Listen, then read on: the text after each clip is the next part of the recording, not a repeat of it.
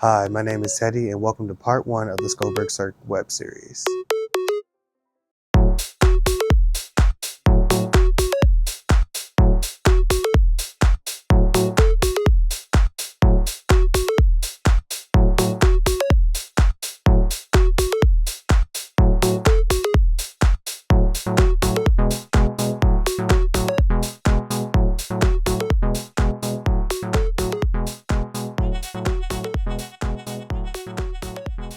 This episode is very exciting as we dive into the background of one of our PIs, Ann Stowe, and then follow one of her students into the infrared room where we do touchscreen testing.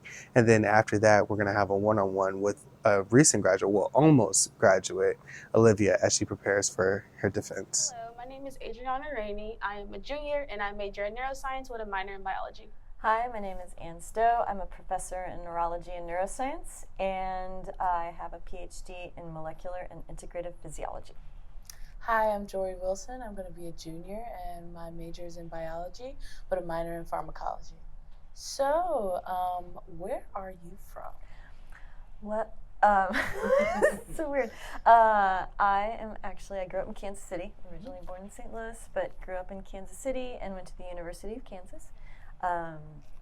So I still have all of my family back there, and my husband's from Kansas too. So, what brought you to science? That was a long path that so my undergraduate degree is actually a Bachelor of Fine Arts in Art History. And I was also doing pre-med as like the science requirements, but I finally finished my degree in 5 years because I thought I can't do this forever. And I couldn't decide between a PhD in medieval art, specializing in illuminated manuscripts, or a PhD in biomedical sciences. So I took a year off and waited tables in a Greek restaurant, managed a bar, and finally decided that of the two, science was far more creative, because as an art historian, I would be studying somebody else's creative output, but as a scientist, I would be creating my own experiments. So that's how I got into science. A very roundabout, circuitous path. So how did you manage the double life with the arts and the science?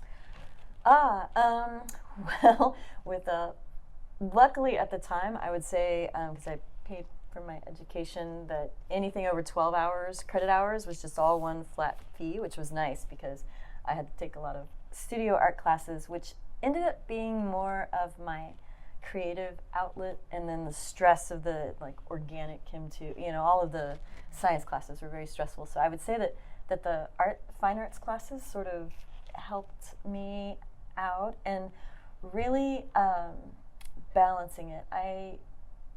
I guess I just enjoyed kind of straddling both, and even now I do art, painting classes every now and then as well. I will say that having a fine arts degree in art history is all writing. Like every test was just essay after essay after essay, so that also helped with the sciences eventually, because ultimately if you stay in academia, it's writing grants and writing papers. So. But at the time, I kind of enjoyed both. It just took a really long time to get through school because nothing overlapped in fine arts. Weirdly, they didn't require any science classes or anything like that. So, yeah. So, I would like to ask, what is your why in science? Why do you continue to do what you do? And what is your motivation from day to day? What gets you through those days? My why. I love designing experiments. I love being proven wrong, I guess. Sometimes that happens. And I love mentoring. I'm gonna have to say that a lot of why I do what I do is that I have the freedom to design my own experiments, which may or may not be what happens in industry, I think, but that's a little more structured as far as what you can do in research. And I love the clinical research, actually. So I have a few whys. I guess being able to do clinical research in addition to the animal-based research, being able to design my own experiments, and being able to train scientists, I think is a lot of fun. So most of the time. So, outside of lab, who are you? What do you do for fun, and what kind of things do you do to distress? Who am I? Well, for fun, hobby-wise, I do some art, so I still paint a little bit, and that's nice. I am play Dungeons and Dragons, so I don't know if they pick me up or not, but I do tabletop in games and stuff like that. We actually live downtown. Oh, plug for Villainous, which is our local tabletop gaming club. But I like movies and I love gardening, so that has been a lot of fun. Sort of de-stressing, going out, weeding the garden, and just designing new flower beds and stuff like that. So I guess all of those things. Movies. I love going to movies, so we walk down to the movie theater downtown and stuff like that. But that would be who I am outside. I'm also, I should probably mention I have kids. So hopefully they won't see this, because they were not below the gardening, I promise. But they're older, so 26 and 22. My daughters live here in town, so we see them a lot nice. too, or go to movies and stuff like that. So it's also fun. And my husband works here, so there are like today we get to go eat lunch and everything like that. So we've worked in the same department most of our professional careers. So, but that really, like, the de-stressing. I have a set of Uilleann pipes, which are Irish bagpipes, that I got, but I have not learned yet. So that's one thing that I would like to actually do in the future, is learn how to play them. I can play other instruments.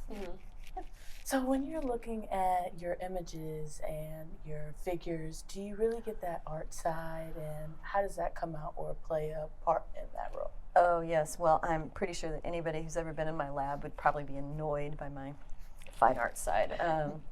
Because, yes, everything has to be lined up, all the fonts have to match. I am a stickler. I love making my figures in Photoshop, which nobody wants to learn. But yes, I absolutely love to have, everything looking perfect, well spaced and stuff like that. Probably a little too much. And most definitely I need to train others to actually do that instead of me making the figures. But it does for sure eke into all of it. So also grants. I find myself judging actually grants when I do study sections on how nice their figures look and how well the spacing is. So I cannot escape that training. Yep. So, could you tell me a little bit about your research and what you do here? Absolutely. So I look at, well, my background is physiology, and during my grad school training, I looked at how the brain plasticity, like the brain rewires after stroke injury. So particularly during recovery from stroke, which there are about 800,000 people in the U.S. who have a stroke every year, and that was the first lab that I went into, or the second lab that I went into, was looking at how our brain remodels to improve recovery after stroke. And my first journal club ever that I did was the Enlimumab trial, which was a trial that tried to block our immune cells in the circulation from moving out into the brain, and it really was successful in rats and rabbits. And then they gave it to hundreds of patients, only to find out that the immune response, or blocking this immune response, or all immune cells from moving out into the brain, actually increased mortality. And it made the people who were randomized into receiving the drug, they had greater deficits after stroke. So as that was my first journal club presentation in grad school, I've always wanted to understand what aspects of the immune system are actually supporting brain recovery instead of impeding it. And it's a mix of both. And our lifestyle choices can affect how our immune system responds to brain injury. And so a lot of what we do in the lab is identifying which populations are good and which populations are bad, and trying to understand that also not only in animal models, but we do clinical research as well. So we look at these populations and the blood and the cerebrospinal fluid of stroke patients, and really trying to understand if we can eventually target the immune system to improve recovery. Wow. Was that good? Did you get that? Yeah. Yeah. Okay. Awesome. Good. So I was wondering, how was it like moving from animal to clinical, and what was kind of like your experience through that? Oh, that's a great question. I would say it was not easy, and it never has really been easy. So I trained in my PhD was in a non-human primate model, stroke model, so squirrel monkeys. And my first postdoc that I did, I actually conducted a clinical trial, a clinical study in stroke patients, kind of measuring the spinal reflex before and after therapy, which I loved. I loved working with, these were stroke patients who had had their brain injury at least 6 months before they enrolled. You know, I worked with a physical therapist. It was really rewarding. But after that, I had to go and actually do a second postdoc and unlearn the mouse models of stroke, because I was told by somebody at NIH who was doing this as a good mentor that I would have a hard time ever getting grant funding to do clinical studies on my own, without either working with a clinician or having just more history and publications behind me. And so I was like, okay. So I went and learned the animal models, and then when I was able to start my own lab in 2010 was when I was recruited to UT Southwestern. I was in neurology, so it's easier when you're in a clinical department. In some ways harder because there are fewer scientists doing animal research, but there are also many more people who are willing to help you get clinical patient tissue or data and working with them. So I just from the beginning started to try to have clinical projects going along with the animal studies, and actually all of my graduate students have to do both clinical work, or they don't have to, but most of the time they do clinical research and, you know, and then their animal models of injury, so that they can at least have a little bit of understanding of how to do both. But here we don't do a lot of the patient contact, so that's more the clinicians in the hospital will collect the blood or collect the cerebral spinal fluid or the other tissue and bring it to us, and then we process. So it's a bit different than my postdoc, where I actually met everybody. I went to dinner and breakfast with them. You know, I got to know my patients enrolled in the rehab trials. But I like that, and I just think it helps, because going back to that very first Journal Club article where it all worked beautifully in animals, it went to the clinic and it was a profound failure. I think it's good to kind of track what you're doing as you go along in both the animal models and then in patient populations also. But it's not easy. And like I said, you have to have clinicians who to help you to actually get it. Did that answer? Yes. Okay. So what was the emotional experience with the patient contact? For the postdoc that I did? Yes. It was awesome, but I think that when you work with the rehabilitation trials, a lot of the patients who volunteer for these trials are very positive. They are not going to give up. They want to try something new, and so it's really rewarding to get to meet them and work with them. And I remember there was one gentleman who was in the trial, and he had been maybe 4 or 5 years after his stroke, and he came in and he was like, "Hey, look, Annie," and he had learned how to pick up a quarter off the table, and it was really awesome. So we celebrated that day. But I really liked it. I think that, like I said, it's different when it's so far removed from the brain injury. I think it would be probably very emotionally more, challenging when they're in the hospital, or, you're talking to their loved ones and that sort of thing. But yeah, it was a great experience, and I really liked doing that. I like rehabilitation trials. So. You enjoyed your experience. Hmm? So I'm glad that you enjoyed your experience. Thank you. Yeah, and I even actually had breakfast with them for a couple of years later. I would go back for the holidays to visit my family, and we'd all meet up again at the local First Watch. But that was, and then I wish I had kept that up, but we moved to Dallas, and so it was too difficult. But anyway, yeah, they were a great group of people to get to know. So, thinking a little bit more about your future, what is a scientific topic that you would be interested in pursuing more? Ooh, a scientific topic. I would say that I'm not already pursuing. I think it would go back to the rehab trials. So I did that for my first postdoc, and since then have done whatever I've looked at clinically has been more of a snapshot. This is what the immune system's response is to this brain injury or dementia.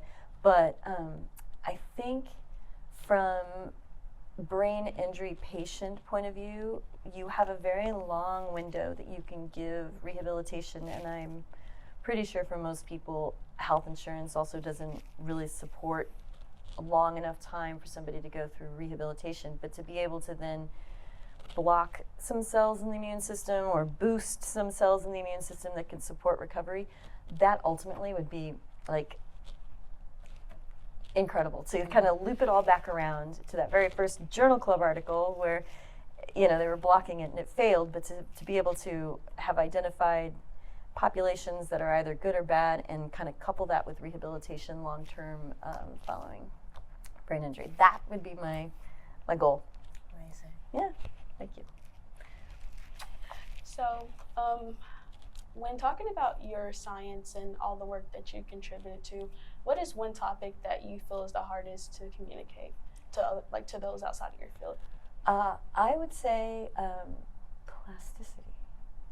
And I think that even among scientists, if you say brain plasticity, that could be like a million different things. You know, synaptogenesis, dendritic arborization, axons growing, changes in representation for the brain, and that's just neurons. And you know, the immune system undergoes plasticity and changes, and I think trying to convey how those different mechanisms change over time and are affected by aging or obviously brain injury or comorbidities and stuff like that. I think that's a really hard concept. You mean for a non-scientist or just other scientists? Non-scientist. A non-scientist. That is a very difficult concept. And most of the time, I think it's skipped over a lot when you're talking to patients and that, because it's just, but it's super important, right? Like eating healthy, exercising. Exercising is probably like the best, and I am awful at exercising, but that's one of the best things you could possibly do for both brain health and then recovering after a brain injury. But trying to convey why that is important and how that affects plasticity, I think, is probably the most challenging aspect. I think even for scientists to talk to each other about it. Really? Yep. Yes, because like I said, everybody has their own sort of definition of what it means in their own disease or their own brain injury and what's important and when. So, if that's good? Yes. Okay. Awesome. With knowing all that you know now, what could you go back and tell yourself when you were first starting out, or a younger version of yourself, to really give you that motivation or a good sense of advice of what to do or what is to come? I think being okay with failure is okay. And I mean that in the broadest terms, because not only like failure and something gets rejected, your grant doesn't get discussed, but also hypotheses. You know, I have proven a number of hypotheses were totally wrong, and I was pretty upset about it at the beginning, but now I'm just kind of like, well, that's why we guess, and that's why we design experiments to say yes or no, we were right. So I would say the failure is okay, but I remember I did a AHA postdoc application, and I had put the pre-med classes, because I have a fine arts degree, right? Like, people are wondering what's going on. And I had taken time off, years from when I got my degree to have my first kid and stuff like that. So I had a kid before I ever went into grad school. And so at one point, one of the grant reviewers was like, tried to be a doctor but failed. And I thought, wow, I didn't really fail. I never tried to be a doctor, but I had put pre-medicine on there because I needed them to know that I had took some science classes. And so that sort of stuff really used to be kind of crushing. And now I'm just sort of like, yeah. So I guess just living with failure. You have to. It's okay. Yeah. You gotta weather it. Yeah. So where do you see science as you continue your research, Where do I see science? like in the future? Oof. Do you want the happy answer or the negative answer? Give both. I see science.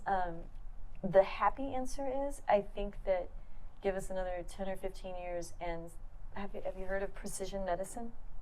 Yes, slightly. Do you understand what that is, or Not fully.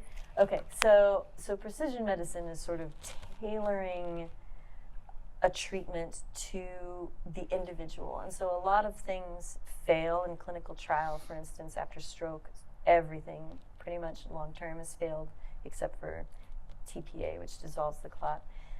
But I think that if you start looking at biomarkers or looking at the individual, like where did they have a stroke, how old are they, do they exercise or not, and you then can like couple your treatments based on that, you will have a more effective response to rehabilitation or recovery in general. So I think precision medicine is awesome because if it's anything to deal with the brain, every single brain in here is different.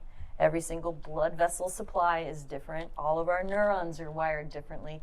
And so sometimes when we all just get the same drug, it's not going to have the same effect. And now with like electronic medical records and working together more efficiently with clinicians and researchers, I think in the future, precision medicine is going to be awesome because it'll take the single stroke patient and be like, okay, you had a stroke here, and this is, you have rheumatoid arthritis, for instance, and you don't sleep well.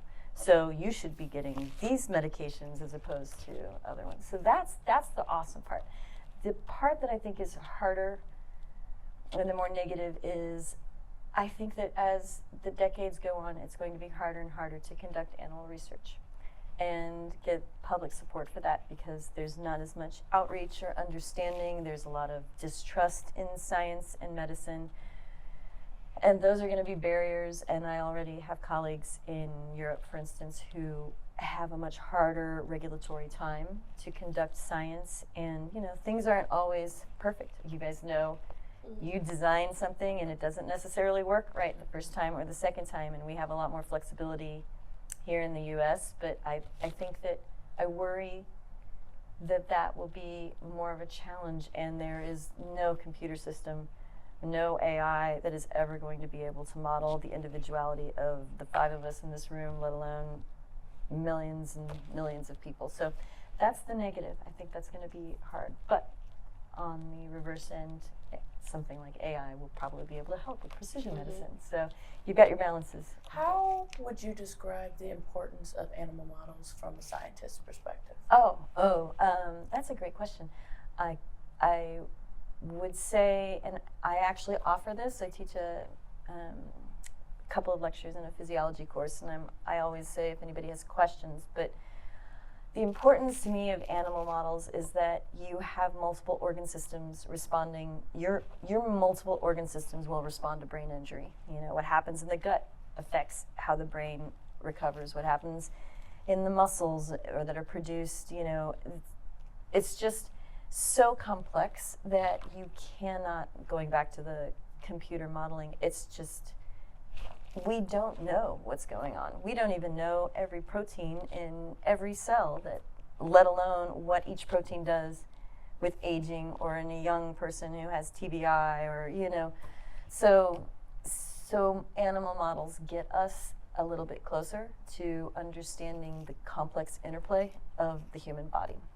I think it has to. There's just no alternative to understanding that. And even then, it's not great because most everybody uses genetic models where every mouse is genetically similar, but we should really all be using outbred models, I think. But I don't do it, so I'm like saying that, but not actually following my own advice. And so even then, there are issues with animal models, but it is just far closer to us than a petri dish or cells. So yeah. I would say genetic manipulation, like being able to also make different strains, is super important. Thank you. Mm-hmm. So you talked a little bit about failure earlier, and I want to know, how do you overcome like experiments that have failed? A big lit search afterwards. I think that probably. How do you overcome? Well, I guess it goes back to, is it a failure? Is it just uncovering what is there and kind of changing the way you look at it so that you're like, oh, well, that's strange. All right, then what's going on and what does this mean? So keeping a positive attitude for one, and just trying to figure out, okay, if this didn't happen, what does it mean and why and where do we go from here? And luckily, my very first R01, which is the big 5-year grant that you get to keep a lab up and running, I disproved my hypothesis in year 2. So it's awesome. Did not go well. But NIH and my program officer was super supportive of okay, this is where we're going. And communication, I guess, is key too, especially if you are trying to figure out what went wrong. Obviously we checked our methods and made sure it wasn't something that we did wrong. But once we were absolutely sure, then I communicated and published the data, and it's out there and it was wrong. I've had a couple of negative papers published, so I don't know. I think it's not a failure. It's just you weren't correct in guessing, and I guess not taking that so hard and just trying to figure out what's the next step to understand what it is you want to understand is the way I would go with that. Okay. Where do you see yourself in 5 or 10 years? Ooh, that's a good question. Where do I see myself? I think I would like to try to move up to the next step, which for a professor would be becoming a chair of a department. That would be nice, or some larger role supporting faculty and trainees. Whether I would be good at it, or how much my science itself would not suffer, but probably suffer. When you're taking time out to do something for others, it does take time out of what you do for your lab. So, but I think that would probably be where it is, or where I would see myself moving in the next 5 or 10 years, if I can find a job doing that.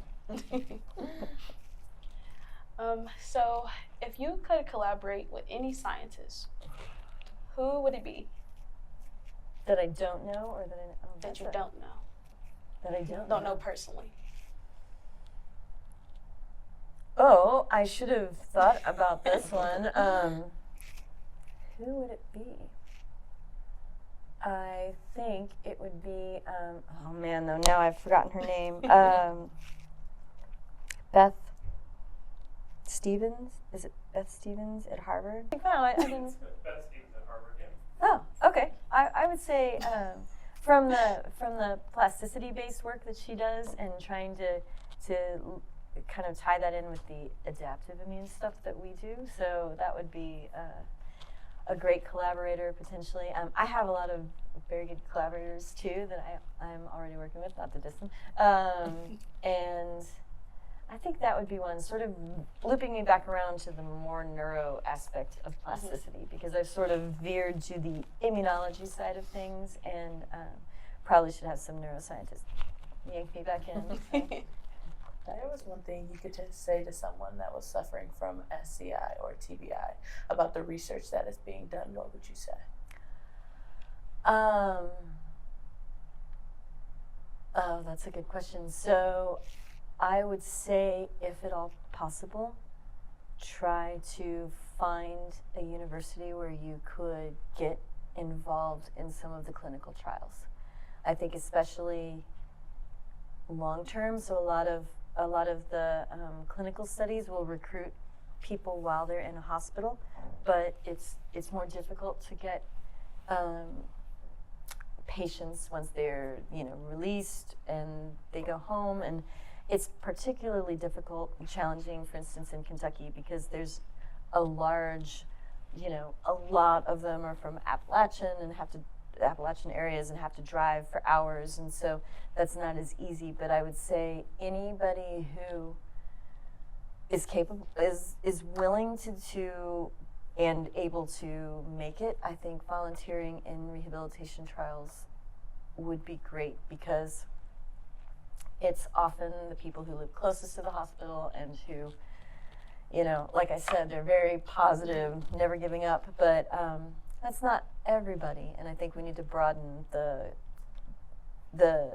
enrollment and try to just recruit more people who live with spinal cord injury or brain injury. And the more people we have enrolled in these studies, and the more studies we have that are supported by either the university or some funding, the better we're going to understand brain injury on an individual basis. And to go back to the precision medicine aspect of it, the better we'll be able to tailor treatments or rehabilitation, or know that we need to lengthen it. If you have some polymorphism and you don't produce a growth factor at the same level as somebody else, you could have the same exact injury, but you will need 3 times more rehabilitation than the other person to get to the same level, and I don't think we understand that right now. So I would say to try to be as involved as they can be in rehabilitation studies.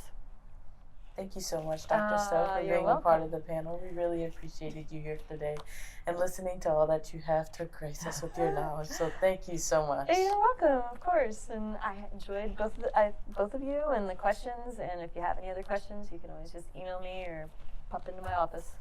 Thank you so much. Doing this web series has been honestly very fantastic. As you can see, we get to dive deeper into who we are as scientists, because we're not all just in lab coats inputting data and just doing experiments. We have something deeper within us that makes us unique in ourselves. And with this web series, I hope we can peel back the veil just a little bit so you can see that there is some humanity in science and we can be trusted, and we want to be here to help you. Next, we'll follow one of NSTO's students as they go down into the behavior testing room and show us a little bit about their new technique that they do. I'm Catherine Cotter. I'm a grad student. The test that I'm currently training mice for is called the Paired Associates Learning Task, or the PAL task. And what it does is it has the mouse make a connection between an object and a location, or in this case, the object is an image. So for this task, there is a flower, a spider, and an airplane that they have to correctly place into one of 3 windows.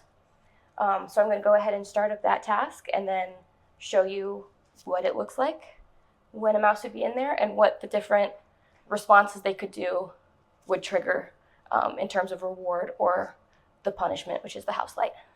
So for the chamber, there is a set of IR beams so that you can see where the mouse is at in the chamber. So there's one here going forward that if you break it on the screen, it lights up under front IR beam.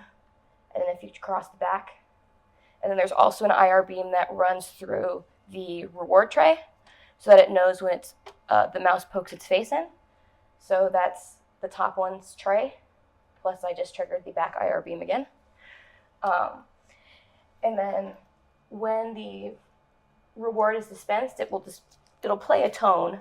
However, for the audio test, it just sounds like static. But it will play a tone. And then there is a house light that's in there for at different stages of the task. If they were to respond incorrectly, it's what's considered a punishment, even though it's not really a punishment. It's just another trigger to know that they did not respond correctly. The reward tray light, which lights up when a reward is in there, and then the feeder itself. So you can see there's the feeder going. And as I dispense that, you can see that the reward, which is the strawberry milkshake, is right there in between the two dispensing needles. So you can actually tell when there's reward in there if the mouse actually collects the reward versus leaves it and isn't interested. Because some mice don't enjoy strawberry milkshake, even though science has shown that that is their favorite flavor. So after doing that, the box is ready for whatever test to be run that's being run. So for this task, at the beginning of it, the mouse is required to trigger the first session. In order to do that, they have to poke their nose into the reward tray. And so when I go ahead and do that, since the tray is lit, the mouse knows that's where they're supposed to go. So when I go ahead and do that, it then starts the trial. So for this trial, a flower on the left and the airplane on the right.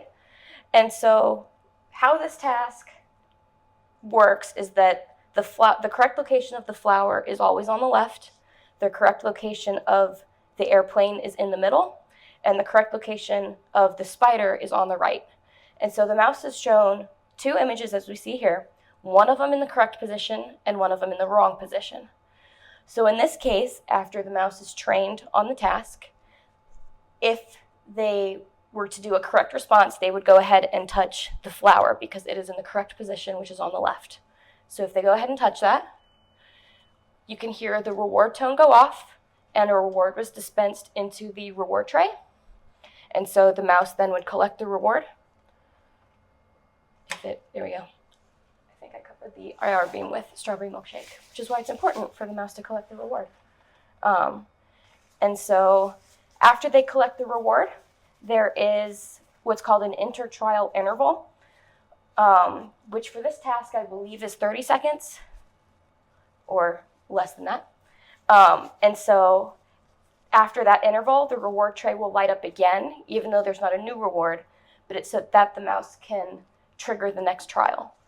And part of the reason that they do this is so that when the mouse has to trigger the trial starts while the mouse isn't looking at it. That way, when it turns around, it sees both options. If the mouse didn't have to start at the back, they may already be on one side of the cage or another, which could lead to the mouse touching the screen just because it lights up and is different, rather than being able to see it from farther away and make a conscious decision of which one they would like to touch. So if the mouse were to answer incorrectly, which I'll do for this next trial, they would start the trial. And then we have the spider on the left, the airplane in the middle, and then a blank screen on the right. And so for this one, since the previous trial, the flower was correct on the left, obviously the spider will not be correct on the left. All right, so now I'm going to show you what the outcome is if the mouse has an incorrect response to the stimulus. So for starting a trial, the mouse would again have to poke its nose into the reward tray. And so for this, we have the spider on the left and the airplane in the middle. So the airplane would be the correct response in this case. However, if the mouse were to answer incorrectly, if they were to touch the spider, we see that the house light comes on and there's no reward that's dispensed. So what this indicates to the mouse is that it did register that they responded. However, since there's no reward and there was no tone, that they did not respond correctly. So there's a 10-second window that the house light comes on for. And then again, there's the 20 to 30 second inter-trial interval before the mouse can trigger the next trial. And then the trial, when the reward tray lights up, the mouse is able to poke its nose back in and do another trial. And so what happens with the next trial after an incorrect trial is what's called a correction trial. So the exact same two images will show up so that the mouse has an opportunity to make changes to what its response was. So it knew that it did not get the reward after what it touched the last time. So cognitively, it's able to think through, okay, it would see the airplane and not know that it's an airplane. But I touched thing on the left and I didn't get the reward I wanted. So if I touch the thing in the middle, is that going to get me the reward? And it did, because we heard the reward tone and there was a reward that was dispensed. So then the mouse will be able to collect the reward. And then the same intertrial interval. And so for this task, the mouse has 25 trials that they would need to complete within a 30-minute session. And after an injury, be it a traumatic brain injury, or in our lab we do a stroke model, the area that is responsible for this type of learning is the hippocampus. And so when that area is lesioned, we will actually see the mice that previously knew the connections between the images and the location, that they won't remember that at later time points after the stroke. And so that's kind of what I'm testing, is looking at the delayed cognitive deficits in these mice, where they might have a little bit of issues initially, but then at the 4-week to 6-week time point, they will drop off and do significantly worse than they did on a task that they previously knew how to do. So the hippocampus is the part of the brain that is responsible for the memory of this task. And specifically, the hippocampus is important for turning different experiences through into long-term memory. And so when we lesion that area with a stroke, then we see a deficit in the recall of previously established long-term memories, as well as a difficulty encoding newer long-term memories, and that they don't reestablish learning for this task, even though it was previously forgotten after the stroke had occurred. Now that your eyes have hopefully adjusted back to regular lighting, we'll have a quick little interview with Olivia, who is about to graduate and defend her thesis. Let's see what she has to say. Hi, my name is Olivia Wireman. I am a 5th-year graduate student here at the University of Kentucky. I have grown up in Kentucky my whole life. I went to high school in town in Lexington Catholic, and then after that, I immediately went to the University of Kentucky, and I got my bachelor's degree in biology with a minor in Spanish. And then directly after that, I went into graduate school here. I started in the Integrated Biomedical Sciences program, and that brought me into the Department of Physiology, where I'm at now, working on my dissertation. When I think about my start in science, I really go all the way back to middle school. So it was 4th grade when I started to realize I was really leaning into science and enjoying kind of STEM as a whole.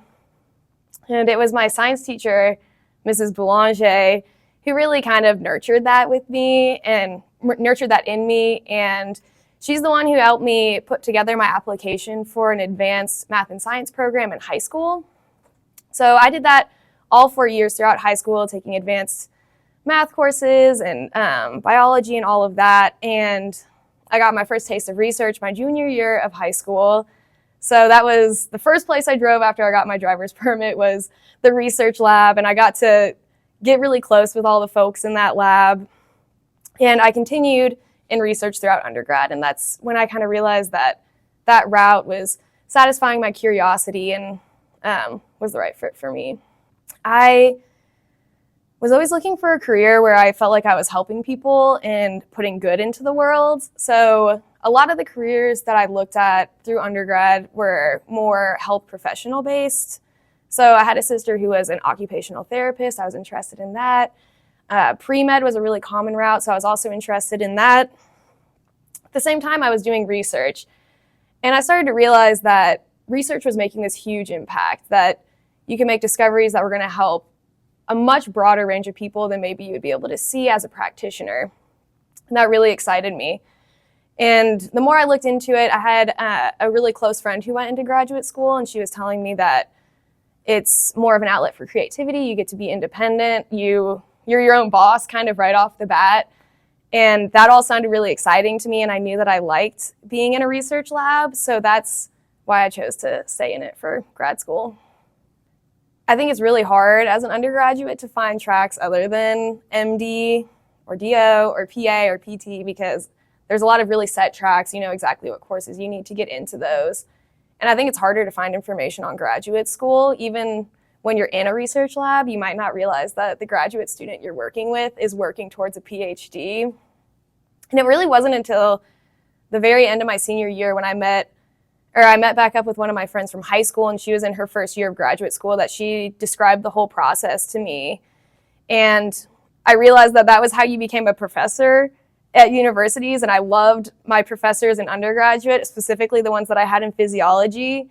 So when she was kind of explaining to me that you get to continue to do research like I'm doing right now and work towards a career path in teaching, that's what really hooked me. So I think for undergraduates who are in school right now, the best thing they can do is have research experiences, like summer research experiences that we have here in the center, I think expose students to a lot of career paths that they don't know about.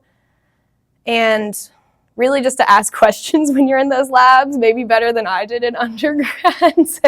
Ask people what jobs they're actually doing, how they got to where they're going, and where it could take them are all really good questions that they can ask. In the environment that I was coming up in, I guess I've been in a couple of different lab environments. So I've been in some that are more open to questions and some that aren't.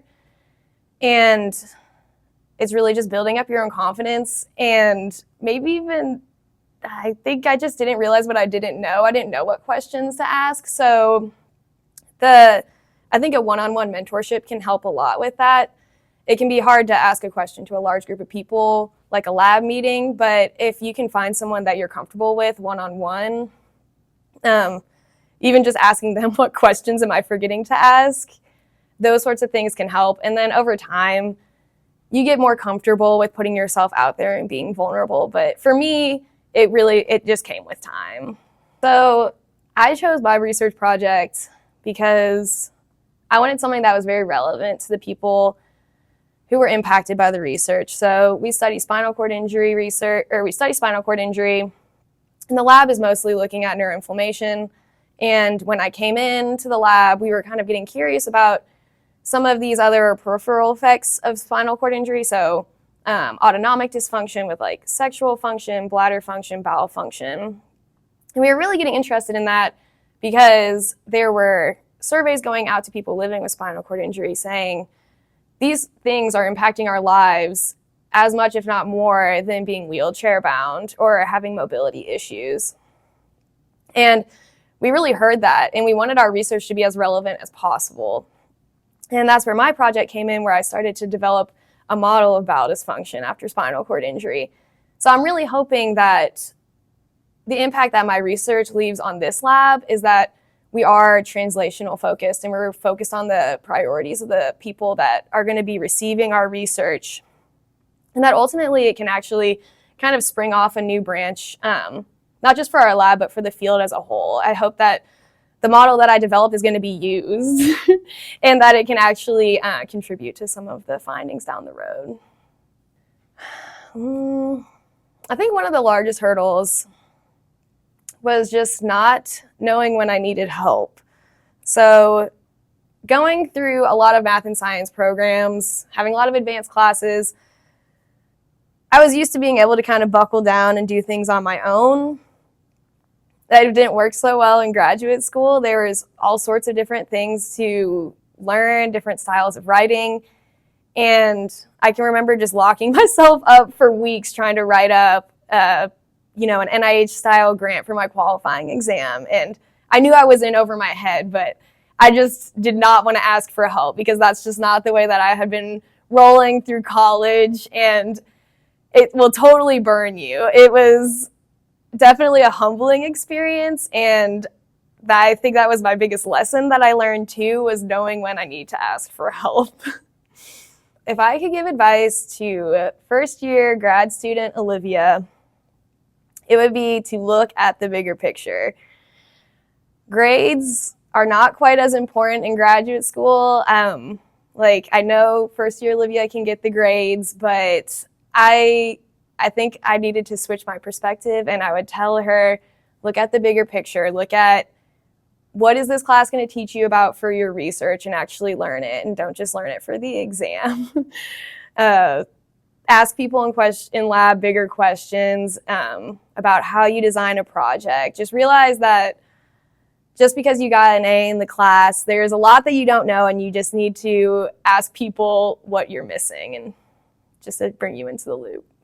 So preparing for my defense has been a whirlwind. I think it's different for everyone. I applied for my teaching position January 31st. I didn't realize it was that long ago. It's June now. So I started interviewing for positions in April. It's been a really long process. I still had a lot of data to collect. So I knew that going in that it was going to be a really busy 6 months. I don't think I realized how busy it could get. It was a lot to balance applying for jobs, interviewing for jobs, and collecting data. Being here now, I wouldn't change anything about it, because the way it's working for my life to time out to be moving in August, it's really great. It was definitely worth the extra blood, sweat, and tears the last 6 months. But I know it can be done differently. So some jobs have a little bit more flexibility, and you're not quite put under so much pressure to do all the work in the last 6 months like that. But it was doable, if not stressful, but doable. So outside of lab, I'm married, and I have 2 dogs. My dogs are really kind of my life. I have a little Chihuahua and a little Beagle, and I spend a lot of time training them and hanging out with them and taking them on walks. That's usually how I de-stress. I also have gotten into making bread, which is distressing and delicious. So a really great work-life balance has been modeled to me through my mentor, John Gensel. He is a firm believer that if you put in 40 quality hours of work a week, that should be sufficient to get you through most of graduate school. Of course, there's times where there's some give and take on that, especially these last 6 months getting ready for my dissertation. I would say it's been heavier on the work than on the life balance. But that was something I knew going in, and it was a sacrifice that I was willing to make to kind of make this deadline of starting a new career in August. But generally, I've actually really enjoyed just being able to come into work 40 hours a week. If you can minimize, goofing around, then usually that is plenty for most seasons of graduate school. At least it was for me. And then you can actually kind of turn your brain off a little bit when you're at home. I'm really excited to be doing exactly what I've always wanted to do, which is teaching. There's so many things that I like about it. For my job itself, like presentation preparation, learning some of these fundamental topics and how we can distill it down for students is something that I'm really passionate about. So I think I'm just going to be really excited to be going into work and doing exactly what I want to do. The next stage of my life is also in a different state, which is a big goal, has been a big goal for me and my husband for years now. We both have lived and grown up in Lexington our whole lives. So we're going to be moving to Georgia, which is not too far, but I'm really excited for a change of pace and just to kind of be adventuring again. From a PI to a PhD candidate to an almost PhD graduate, you get to see a full spectrum of where everyone is as a scientist. I mean, everyone's path is a little bit different. Every PI is different. Every PhD candidate is different. Every almost PhD graduate is different. But at least you get to see a little bit into the lives of what we have to offer here. Thank you so much, and tune in next time to part 2 of SCoBIRC Cirque.